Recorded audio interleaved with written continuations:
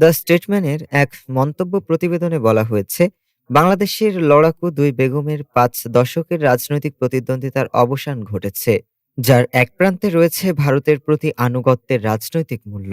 প্রতিবেদনে উল্লেখ করা হয়, 2 দফায় সাবেক প্রধানমন্ত্রী খালেদা জিয়ার মৃত্যু এবং দীর্ঘদিন ক্ষমতায় থাকা শেখ হাসিনার ক্ষমতাচ্যুতি এই অধ্যায়ের সমাপ্তি টেনেছে।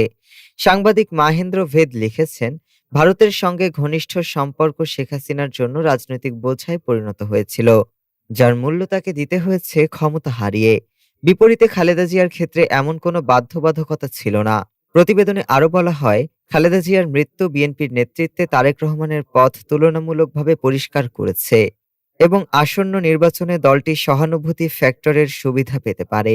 দীর্ঘ রাজনৈতিক দ্বন্দ্ব, সামরিক সমর্থিত তত্ত্বাবধায়ক সরকারের সময়কার সংকট ও -2 পরিকল্পনার ব্যর্থতার মধ্য দিয়ে বাংলাদেশ শেষ পর্যন্ত আবারও দুই বেগমের রাজনীতি অতিক্রম করে নতুন রাজনৈতিক বাস্তবতায় প্রবেশ করছে। ডেস্ক রিপোর্ট, আজ বার্তা।